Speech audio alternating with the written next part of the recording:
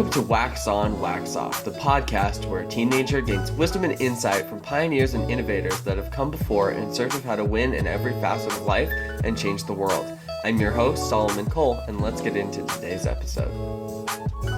Today's guest is an overall amazing human, successful entrepreneur, and NFT project founder, and I'm so thankful to have him here. I would like to welcome my good friend, Taylor, to Wax On, Wax Off. Woo! What's up, man? Thank you. I appreciate that. It was awfully nice of you. Thank you for being here. I guess we're just going to get right into it. What do you do and why do you do it? Yeah, so I kind of wear a whole bunch of hats, right? I mean, this sounds really like cheesy and cliche, but like first off, I'm a husband and a father, right? And I always want to treat that like that's my primary responsibility, right? And then in terms of like business and what I do, it's a whole bunch of things. So founded an NFT project, a lot over like a year and a half ago or so, called 2+2, and we're kind of running with it. And then, I have a history in like e-commerce and online marketing, and currently I'm starting a new business that kind of has to do with that. So I'm all over the place right now. I want to ask you, what is your story?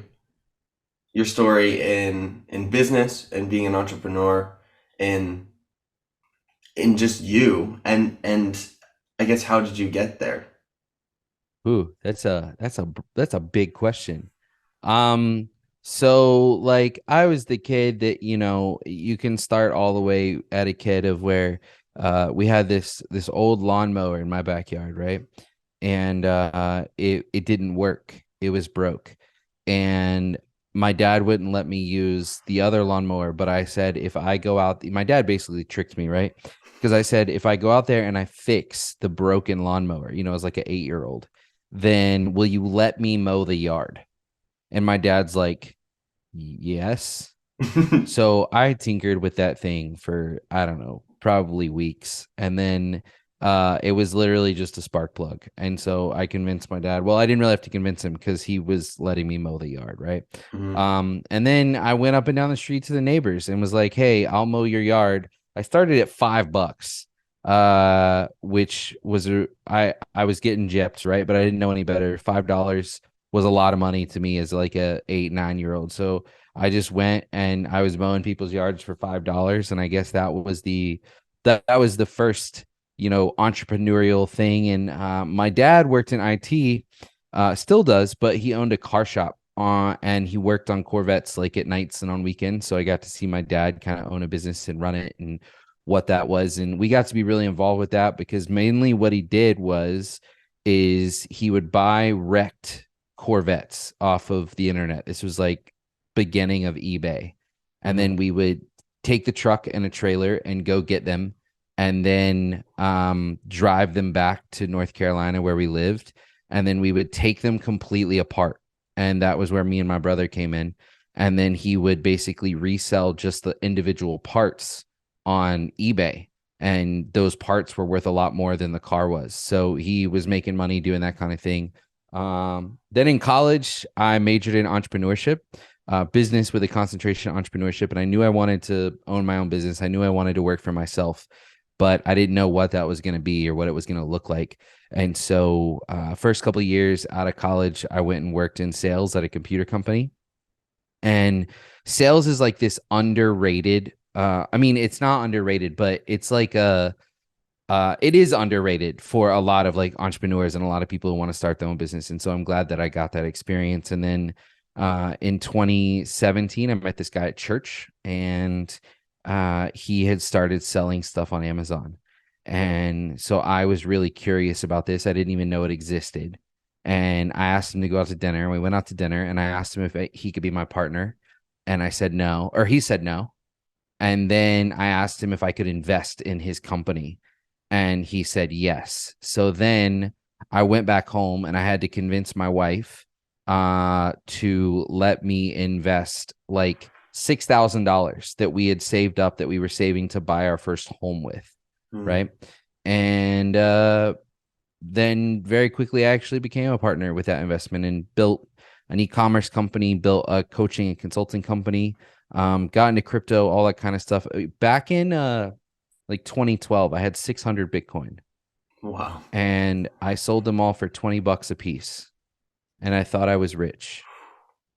And yeah, that was kind of disappointing to see the price in Mm-hmm. 2021 get up to like $60,000. But Mm-hmm. it is what it is. So I guess that's kind of the paraphrase version of the story, I guess. Yeah. What are some practices that you use in self-discipline, in keeping up your hard work, in running a business? The first one that I would probably say is like this idea of like always learning. Um, and I read a lot. Like I read a lot of books. Like a lot. Last year I had a goal to read one book a week, and I ended up finishing the year at like 48. Wow. So read 48 last year, trying to do one a week. This year we're recording this like the first week of March, so we're about 9 or 10 weeks into the year, and I'm on number 17 currently for this year. So I'm like way ahead of schedule for this year, which is great. Wow. But I always want to learn. There's always been somebody who's made a mistake before me. There's always been somebody who has gone through at least a relatable experience before me. And I just always want to learn. And I think the biggest thing that helps with like in self discipline and in running a business and in going through things, right, is one of the biggest things that I see is people experience like hardship or something doesn't go the way they want it to go, or it's it's not working the way you want it to work, and a lot of people just kind of quit and just kind of give up. Mm-hmm. And I think that making mistakes or having those kinds of times are times where you need to learn and you need to understand why you made the mistake, what happened, and then basically make a plan, put something together to fix it moving forward. And so that's kind of how I attempt to, I'm not perfect at it, but try to treat everything that I do is I'm just going to learn from it. And if I mess up, then great. I'm going to use that as another learning experience. Mm-hmm. That's beautiful. And that's what I'm trying to do with this podcast. That's the whole point of this podcast is that we can learn from other people, we can learn from their success, we can learn from their failure, and we can grow. Um, you said you read like over one book a week. How do you read these books so fast? Yeah, so I'm definitely a skimmer of a reader. Okay, first Okay. off, let's just make that clear because there are probably gonna be people out there like, no way he can read books that fast. No, I definitely skim, but I kind of take it in stride. So like I'll give you a very, very, very clear example. Okay. So recently I read this book. It was, I don't know, a couple weeks ago. I read this book that is called, I'm looking up the exact title so I don't mess the title up, but it is called Extreme Ownership: How US Navy SEALs Lead and Win. And it's by Jocko Willenick. I don't know if I'm pronouncing his name right, but Hmm. um, what's cool about that book is basically he writes it with somebody else, and they were both Navy SEALs.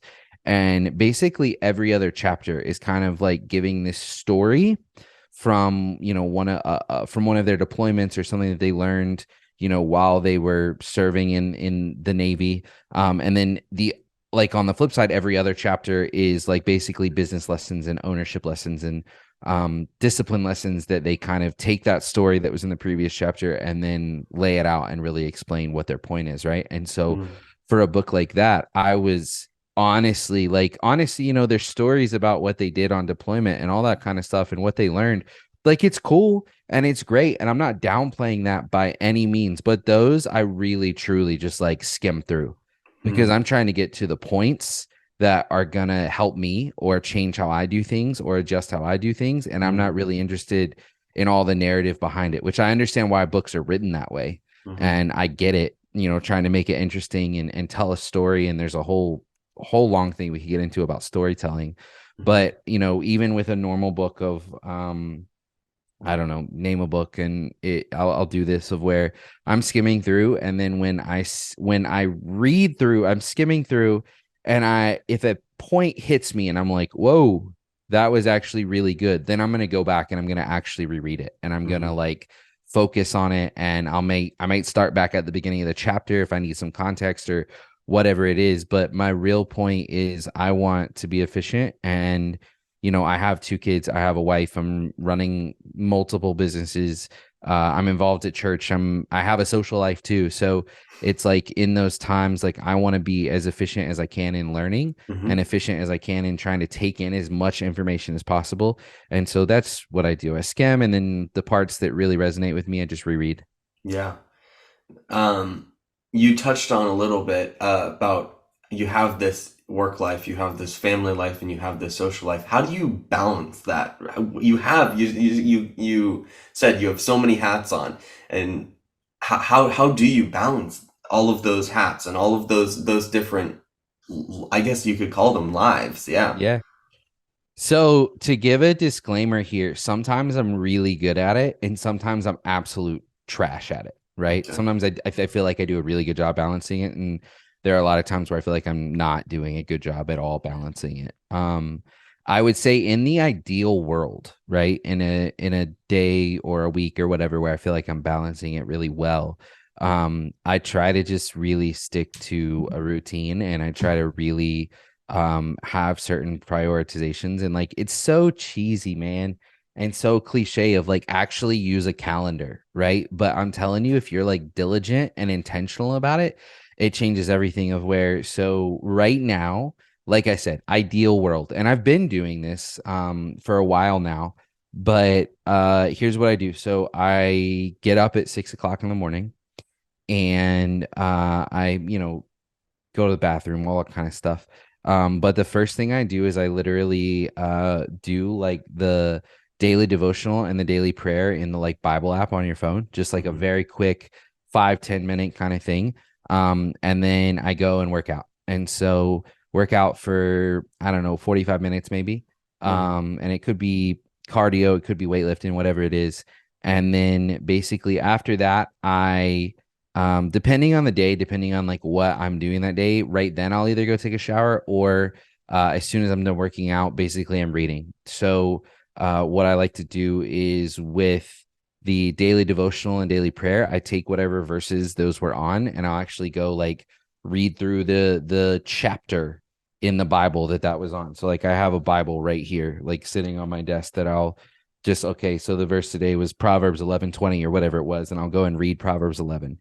And this Bible is a study Bible. And so what it does is in the margins of it, it gives you reference verses. So, if you're reading something in the Gospels in Matthew, Mark, Luke, or John, then and it is like the fulfillment of a prophecy back in like Jeremiah or Ezekiel or something like that, then it tells you what verse, and I go back and kind of read those references.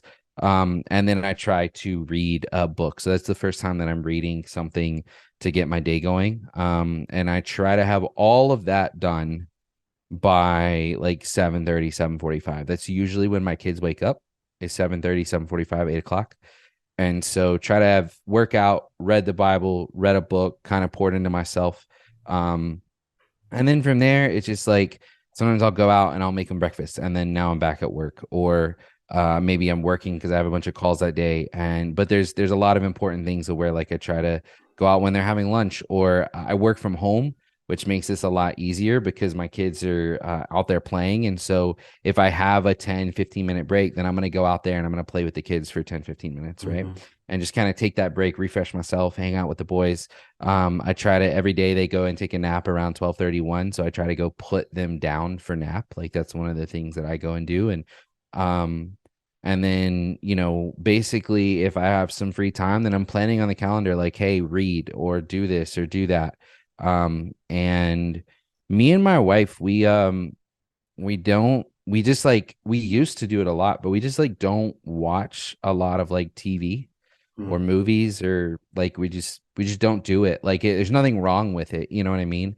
But like I know a lot of couples and stuff, they like watch TV shows together and watch I don't know, watch movies together and all that kind of stuff. And I can tell you, we've tried to do that, and we tried it with Yellowstone. I don't know if anybody's familiar with that TV show. We started watching it after the fourth season and was out. And I think it took us like a year and a half to watch season 4. Like by the time we still had episodes left in season 4 and season 5 was starting. And then we attempted to do it with 1883, which is just like a spinoff of Yellowstone. And we have literally, it's got like 8 episodes, dude, or 10 episodes or something. And I swear we started watching it like over a year ago. Like we just either don't have the time or not. Like it's not something that we like, oh, we have to sit down and watch something because she reads a lot. She a lot of days she reads more than I do. Mm. Um, so I don't know. It's just us and kind of how we work. Yeah. Um, you talked about your relationship with God. What role does that play in running a business, in even being a dad and a husband? I mean, it plays a huge role, right? So the business that I'm currently starting right now, it's called Kingdom Empowered, and the goal with it is to reach as many people for Jesus in a business mindset. So through social media, through content, podcasts, devotionals, all of these different things. Here at the beginning of March, we're getting ready to launch a site that has 160 devotionals, anywhere from 7 days up to 60 days on so many different topics. And we're releasing them all for free. You don't have to pay for them or anything. And there's a button to request devotionals. And so like I'm building this business that is based around my faith. And that really came from own business and all this kind of stuff. And we like to, obviously we're a part of our church, like a big part of our church, and are involved in it. And I don't talk about it very openly, and I don't share any kind of details, but we like to give money away. We like to support people that we believe in. We like to support ministries that we believe in. And honestly, about 6 or 7 months ago now, I had this question kind of pop up in my head after an event that I went to. And the question was, why am I building my business and my ministry completely separately? Why Mm, aren't they one and the same? And I think for years I kind of had this idea of like, I'm going to go out into the world. I'm going to go out into the business world. I'm going to start businesses. I'm going to run businesses. I'm going to make money. I'm going to do all of these things. And then like over here on the side, I'm also going to be a part of church and, support ministries that believe in all that kind of stuff. And this question kind of hit me of like, why aren't they one and the same? And so now I believe that, I'm working on a project or a business where I'm going to be able to support myself, support my family, support a lot of people around the world, but also, uh, reach people for Jesus. And so it's a huge part of what I do and what I'm trying to do. And, being a husband, being a father, it's really cool because I'm actually in this position where my wife actually really pushes me spiritually.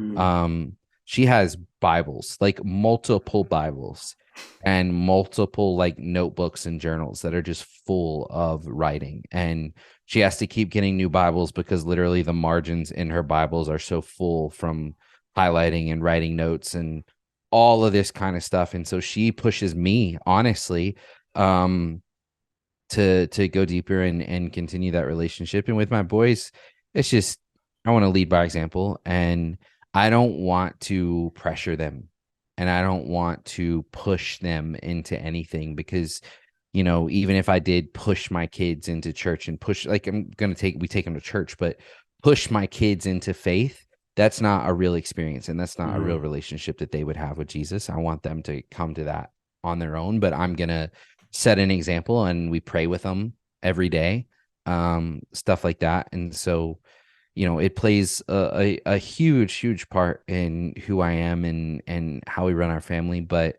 like I said, we also, it's for us. It's not for anybody else. You know what I mean? totally. I think that spiritual health, in a way, Hmm. is so vital to us because if whether it's Christianity or it's another religion, you have to believe in something bigger than yourself. You can't have morality without having a creator. That's just, I'm not going to totally get into that, but that's the truth, is that you you if you don't believe in something that's bigger than yourself, then you feel empty. And I've been there. I've been like, no, I'm just gonna serve me. I'm just gonna serve myself. And it really it didn't lead me down the right path, to say the least. Um, Yeah. I mean, I think that everybody has ways of motivating themselves. Everybody has ways of coping. Everybody has ways of dealing with good things and bad things. And I think that you know, I think that everybody has a different way, and whatever way works for you is what you should do and what you should 100%. believe and what you should follow, right? But I think that for me personally, if I'm left to my own devices, then it's not good. I mean, I have a history of doing a ton of drugs and selling drugs and doing all these different kinds of things that like that was who I was at that point in life. And so far from perfect, but that was me being left to my own devices. And honestly, I'm not glad that I did it, but I'm glad that I went through it because it taught me a lot and I learned a lot through it in like retrospect, right? Hmm. But I if I'm left to my own devices, I'm not going to be able to be productive. I'm not going to be able to be efficient. I'm not going to be able to be a good husband or a good father or take care of myself. And Hmm. that's what I want to do. Yeah. And yeah, that's amazing.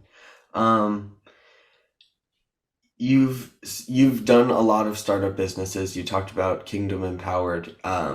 What is your biggest advice for people who are trying to start their own business? All right, here's my biggest advice. Every reason why you haven't already done it, every reason why you haven't started a business, every reason why you haven't started a YouTube channel or you haven't started a podcast or you haven't written a book or you haven't done whatever it is that you know is in the back of your head that you have this vision and you have this dream about, right? Whatever the reason is why you're not doing it is just an excuse. That's Mm, all it is. And you have to be able to like there's this thing I've been saying a lot lately because I read it in a book and I've been like preaching it over myself essentially. But every day, every morning, every afternoon, every night, every second, every minute of every day is you versus you. Every single one. And everything you do is it's a mental, you make this mental decision, whether consciously or subconsciously, of whether you're going to do it or not, right? Where I don't want to get up at 6 a.m. in the morning. I don't like it. Like my ideal sleeping pattern would be 3 or 4 a.m. to like noon or 1 p.m. Like that's what I would actually want to do. hmm. But it's unproductive. I miss out on half the day that my boys are awake. I don't want to do that, right? So I have to make this conscious decision the night before to not stay out too late, to go to sleep at a reasonable time. I have to make the decision to set my alarm for 6 a.m. And then once my alarm goes off, I have to make the decision to actually get up and not hit the snooze. If I hit the snooze button, I'm not getting up. That's just Hmm. me personally. Yep. And so when the alarm goes off, I have to do this, right? And I could come up with a gajillion reasons in the world why I don't do that or I can't do it tomorrow or whatever it is. And every single one of them is just an excuse. Hmm. And so the same principle applies to businesses or YouTube channels or podcasts or books or, I mean, there's a gajillion different things that you can do on the internet these days, right? Um, and if you're not doing it, it's an excuse. So figure out what that actual core excuse is and then get yourself over it. It's you versus you, and you don't have to make any excuses for yourself. Hmm. Totally. I was one of those people who would make lots of excuses, and a practice that I started using, well, it's two practices. One's called the 1 minute rule, and you do something, whether you want to do it or not, you do it for 1 minute, and then you give yourself the option to back out. But most of the time, when you do something for a minute and you say, I'm actually just going to do it for 1 minute, you're like, okay, this is actually not as bad as I thought it was, and then you do it.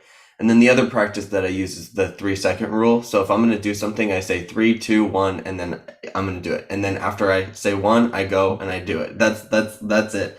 Like getting out of bed in the morning early is like so hard for me. I'm just like 3, 2, 1. I'm gonna do it, and then I wake up, and then I Right. go about my day. I work out, do all my stuff. Yeah. Um, this is a segment that I usually do in the podcast, and this is where I talk to the successful people on the podcast about the next generation, my generation, and I asked them a few questions. So the first question is, Hold on. This makes me feel so old, dude. I'm 31 and and we're in different generations and now I feel like a grandfather. I feel so old. "You're not a grandfather. You're like the coolest grandfather." No, I'm just kidding. Oh, okay. Um, I'll take that. I'll take that. um, by the way, your beard is epic. I love your beard. Ah, I'm trying, man. I'm I wish trying. I could grow a beard. I feel like me with a beard, it'd be so cool. One day. One day. One day. Um, anyway, what are our biggest strengths as a generation, my generation? Ooh, okay. Okay, okay, okay. I get this now. Okay. Um your biggest strengths. You don't accept what older people tell you as truth immediately. Mm-hmm. Um, I think that a lot of people look at, especially a lot of older people, look at that as a weakness, but I think it's an incredible strength. I also think that whether it's because the world is the way that the world is, or whether it's because generational, I don't know. I think that younger people, people in your age range these days, like they don't believe everything they hear as soon as they hear it. Um, and I think that can be healthy or unhealthy. If you put research in and then you actually come to your own understanding, then I think it's great. If you don't, because you just assume that you're right, then I think it's unhealthy. Mm-hmm. But I think the other thing that you guys do is you don't just accept things as being okay, or you don't just accept like what the norms are, or you don't just want to follow in the past of like what back in, like, I am 31. I was born in 1991 and I don't believe the American dream is real, and I'm like one of the people who have done the American dream. I don't Mm-hmm. think it's real. Okay. If you follow what the world tells you to do, you're going to end up working a job for 40 or 50 years and never having any fun in life. Like, that's not the American dream, but that's what I was told the American dream was get good grades in high school, get good grades in college, get a good job, work for 45 years, and then you can retire. And that's such baloney. And I think that your generation just not accepting those things as the Mm-hmm. norm or what you have to do and looking for other ways to do things. I think that that's huge. Yeah. What would you say are my generation's biggest weakness? I think it goes hand in hand with exactly what I just said. Mm-hmm. Is I think it started with honestly mine, but my generation, I'm a millennial, and I think it started with millennials, but I think it's this rejection of authority figures, of where I don't think that you should give authority to everybody, and I don't like authority in my own life, so I'm talking to myself right now too. But I think that there's definitely this part of like, not accepting things and not accepting the norms and not just believing things. But I think that that can be a big detriment if you're not seeking out authority figures in life that you can learn from, Mm-hmm. or people that you're trying to seek. Of like, you're breaking a mold right now with this podcast and going out and finding people like this. A lot of I would personally say that a lot of people in your generation just want to have a podcast with like them and their friends and talk about what's Yeah. happening in the world. And Yeah. like, that's great and that's cool if you're entertaining and you're good at it. But to be seeking out older people, people who have been through previous experiences before, all that kind of stuff. Uh, and I also think like there's this kind of idea that you got that like you or your generation is like reinventing the wheel, Mm-hmm. coming up with new things, and you're really not. You're just repurposing things or doing things in a slightly different way. And I think that realization could be one of the biggest weaknesses. Yeah, totally. Um, what role do you think social media, whether it's a good role or a bad role, plays in my generation and all of the generations, I guess, or like my generation, your generation? Yeah. Like, do I think it's good or not? Yeah, would Or you say it's good? Would you say it's bad? And no, I would. actually, if you could get rid of it, would you get rid Yes. of it? You would? Yes. Why? Absolutely. It's terrible. I don't like social media and I don't want to be on social media. I agree. But I have to be because I'm in a business that does social media marketing, right? I see it as a business tool Mm-hmm. and that's it. Mm-hmm. But I think there would be a lot of ways to do things without it if it didn't exist, because if it didn't exist, something else would exist that we could use, right? Mm-hmm. Um, no, I think it's this really, really terrible thing. Not terrible. I just don't think it's great. And I think it's especially um bad because, and everybody's heard this before, and honestly, if you've asked other guests this question, they've probably said the exact same thing. But it's just this culture of comparison, Mm-hmm. and what you put on social media is your best. And when you're having a crappy day and you're sitting there scrolling through TikTok or Instagram or whatever it is, and you're having a crappy day, all you're seeing is people's best. People aren't real on social media. They aren't. And they like to portray whatever picture they think is cool. And nobody does social media for themselves. They do it for the interactions. They do it for other people. They do it for the likes. They do it for the dopamine hits. And they don't really care what anybody says. That's why they do it. Mm-hmm. Um, I think that you can use it as a business tool, but I also think it's very, very, very dangerous because you can get consumed with it. And I'm not even talking like, you know, like influencers who like, just do random things and dance and do whatever to make money. Like, honestly, I think that's great. Yeah. Like, if it's going to exist, then figure out a way to use it to provide for yourself, right? Mm-hmm. But I think that there can be a lot of like, I see it all the time, man. I have friends, and like, obviously I'm not going to say who they are, but I have friends who go on to their Instagram stories and put out these like what they think is like these really inspirational like stories talking about all this kind of stuff, like, and I'm just like, why? First off, like, you don't have any reach because you don't know how social media works. Like, it is what it is. You have a couple hundred followers and they probably all know you. And like, it's just this thing of like, why are you doing it?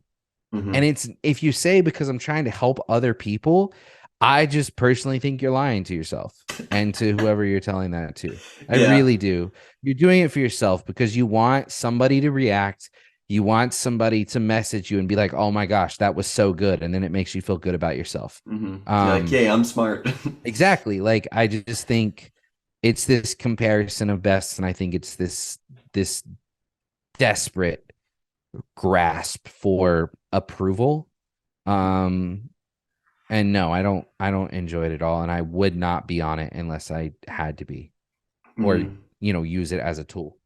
Yeah. I think what you talked about with our generation wanting to I guess they the not believing whatever it is that people are telling them. I think that that's really good, and I feel like they want to change, but I feel like they don't know how to change, and they get frustrated with themselves. So then they're just like, well, social media is there, it's instant gratification, so I'm just gonna sit on it. And then they build that habit of, I'm gonna sit on social media, I'm gonna stay here, and then Hmm. they completely waste their potential because they get frustrated and then they give Yeah. up. And I feel like that's why I want to do this podcast, is like for those people, or for the people who are like, no, I'm not going to give up, I'm doing it for both of you. Right. And I want both of you to succeed, because I think that that's how we level up as a generation. Hmm. um what do you think my generation needs to succeed and to go into the right direction? So I think it's really funny because I'm going to give this weird answer, right? Because there are a lot of businesses right now, including mine, who are testing and figuring things out and trying to figure out the best way to reach Gen Zs or whatever generation you are. They're trying to reach people like you, right? They're trying to figure out a way to reach people like you. And I think the way that are you in Generation Z? Is that right? Is Gen Yeah, Z? I'm Okay. Gen Z. I think the way that Gen Z wins is actually by figuring out how to reach the millennials and how to reach the boomers while they're still here. and how to appeal and apply to those people. Because the thing is right now, right? If you look at like percentage of baby boomers who have discretionary income to spend on things, right? It's a much, much, much higher percentage than say Gen Z. Mm-hmm. And so if you want to go out and you're trying to make money and you're trying to do something and achieve success, achieve whatever you want to achieve, you're at some point in time, you're going to have to appeal to people who have discretionary income. I'm talking about like businesses and that kind of stuff. Mm-hmm. And even when you talk about content creation around social media and YouTube channels and podcasts and stuff like that, right? The way that advertising works and the way that CPMs work is there are CPMs that are worth a lot more than others based on ads that are clicked and money that's spent and all this tracking that YouTube and Google and Facebook do. And if you apply your talents and your abilities to reaching older people in an appealing way, then I think that that's actually how you win. And it also allows you to build this foundation, because I think that something that like got hurt, like millennials, right? We're talking about generations. And so I think something that hurt millennials is we were this generation who was basically told to do exactly what our parents did, which was either they were either baby boomers or like the lost generation, Gen X or whatever they are. Um, and we were told like do the American dream, like go get good grades, go to college, get a job, all that kind of stuff, right? And then millennials have so far been hit with like four once in a lifetime crises that no one else, like you September 11th and 2008 housing crash and COVID and all these things that like nobody was prepared for and nobody wanted to do anything. Millennials just get hit and hit and hit. And so what's crazy is I've watched these YouTube videos about how the biggest transfer of wealth is happening over the next 10 to 15 years. And basically that transfer of wealth is all of this wealth and property and equity and ownership that the baby boomers have is basically all about to be passed down to their children who are millennials. Mm-hmm. And so this massive wealth transfer is about to happen. But that's the problem, is that millennials need that wealth transfer from their parents, right? Mm-hmm. To be able to reach levels that previous generations have reached. And I think that with generation like yours, like don't wait for that. Like you're young enough, don't wait for it. Don't wait for a wealth transfer to happen when the like your parents' generation is old and passing away. I think if you can create a foundation now that appeals to all generations and everyone, then that's how you succeed. Yeah. Wow. Wow. That's crazy. That like, yeah, that whole thought of just like, you can, like, I guess I think, like, in my mindset, it's always been like, appeal to my generation. Like, what would people my age want? But like, if you can go for the people with the money, you know? Yeah. See, the thing is that here's what's crazy is with that mindset that you have right now, right? Appeal to my generation, right? If you appeal to an older generation that has discretionary income, that has disposable income, and they spend that money on you, and then you become successful, not just like materialistically wealthy, but you become successful, and you're successful as a 21, 22, 23-year old or 18-year old or whatever it is, right? Guess what's going to happen is then all of the people who are in your generation and who are your age are going to want to be like you and look up to you anyway, Mm. because you've achieved something, right? And so like you can accomplish all of the things. You just have to have the right target audience, the right target market. And I think it is. I think that, I think there are a lot of people who are your age or around your age who are just like, I want to make stuff for me and my friends. And these 17-year-olds and 18-year-olds and 20-year-olds and whatever it is, right? And it's like, that's great, but ain't none of them got any money to spend. So Yeah, they're like if you're broke. trying to run a business, then like good luck. Mm-hmm. Yeah. Um, wow. This is like, that's mind blowing. What would you say is the key to your success? I think there are three Okay. keys. The first key would be the amazing support system that's around me. So my wife, my like mentors, the my friends that I have that I'm just open and honest and vulnerable with. I think that that plays an incredible part of being able to do, some of the things that I'm trying to do. I think the second one would be what I talked about earlier, of where I'm not afraid to make mistakes. um I kind of sort of embrace them, and I Mm. want to learn from them, and I want to make things better based off of those mistakes, or I want to learn from other people's mistakes and make them better. And the third one is that I do think it's like a, I don't know if it's a personality thing or how I was raised or what it is, but I kind of goes hand in hand with the last one, but I am very, very, very risk tolerant. I'm okay with taking risk. Mhm. I'm okay with putting it out there. And the thing is that, I've spent a lot of money on, this business that I'm starting right now. And if for one reason or another it doesn't work out, then I'm going to be out a lot of money, but like I'm going to be okay. Mhm. Like it'll be fine. I'll do whatever I have to do. Like I'll go get a job if I have to while I work on starting another company. Like it doesn't matter. I everything's always going to work out and I'm always going to come out ahead. And so I'm willing to take risks that a lot of people aren't willing to take because they're scared they're going to lose what they have. And I don't have that thought Mm. or that like bone in my body of like being afraid of it. Mm.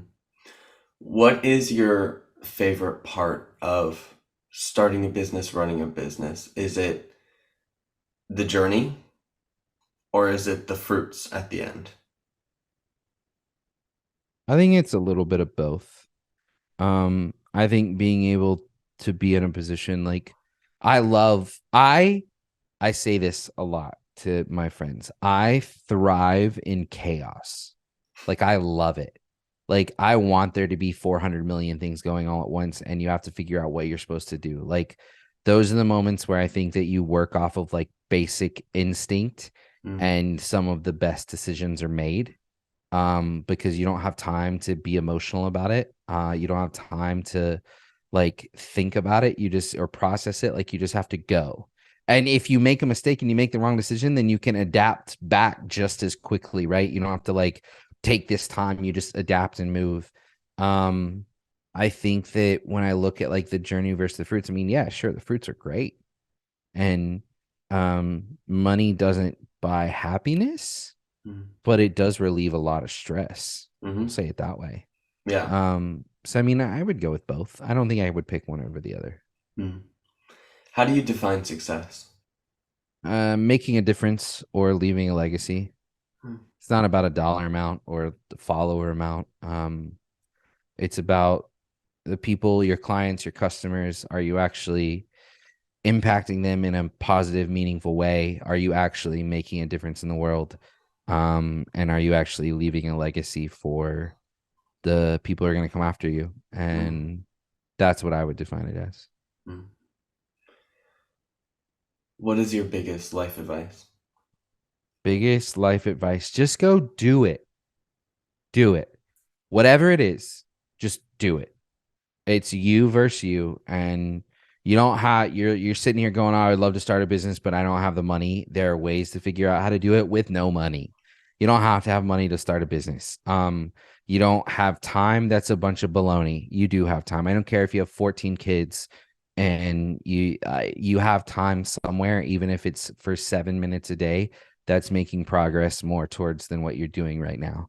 I could come up with a further list of excuses, but like literally sit down, think about, write down what your goals are, what your dreams are, what you're trying to achieve, and then break it down to what you actually need to do over the next year, the next 2 years, the next 6 months, the next 3 months, the next month, the next week, to try to make that happen by whatever the time frame is that you put on it. And then just do it, and don't let anybody tell you that you can't. Don't let yourself tell you that you can't. Um, it's you versus you. Mm. Don't lose yourself. I always picture this thing of like, so the game chess, right? Of every day of your life, you are playing yourself in chess. Okay. And you're like, you move the white piece and then you go around the other side of the board and you move the black piece and then you go around the other side of the board and you move the white piece, so forth and so on, right? Every single day. And I realize in chess, you can draw. For my example, we're taking that out. You can't draw, you can only win or lose. And so what that means is every day you choose, like you're always, the game's always going to end, Hmm. right? And you get to pick whether you won or you lost because you're playing both sides.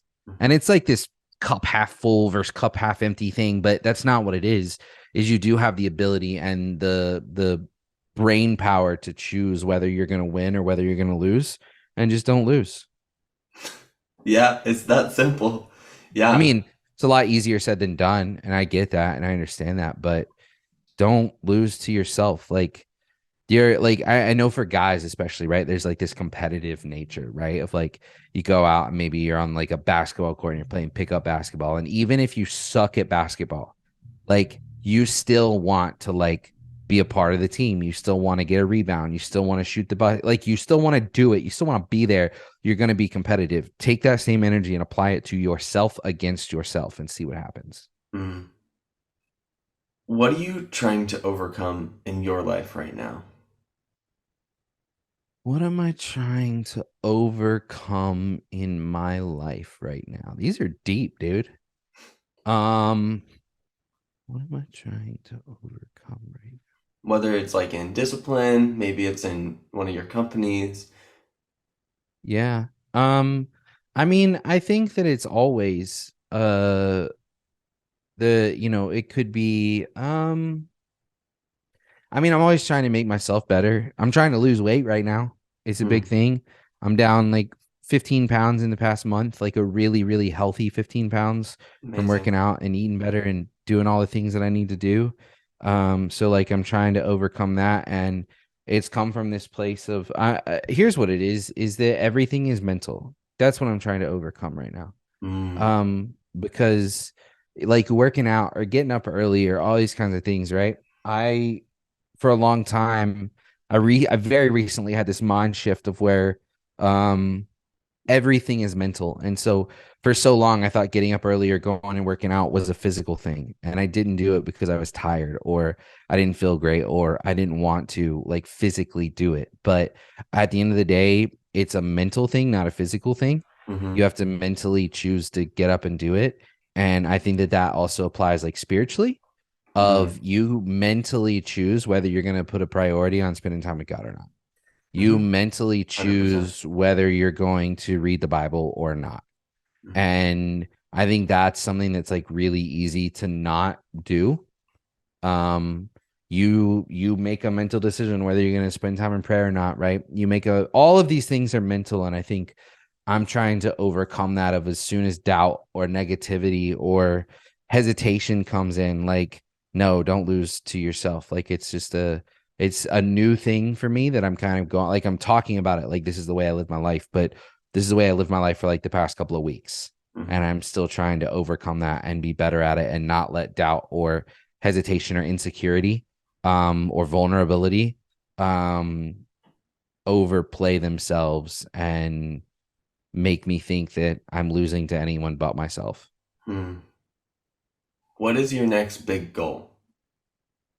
My next big goal, honestly, like for me personally, is probably to like it's been like 28 days of getting 27 days, 28 days of getting up and working out. And the next goal is to make it 60 days.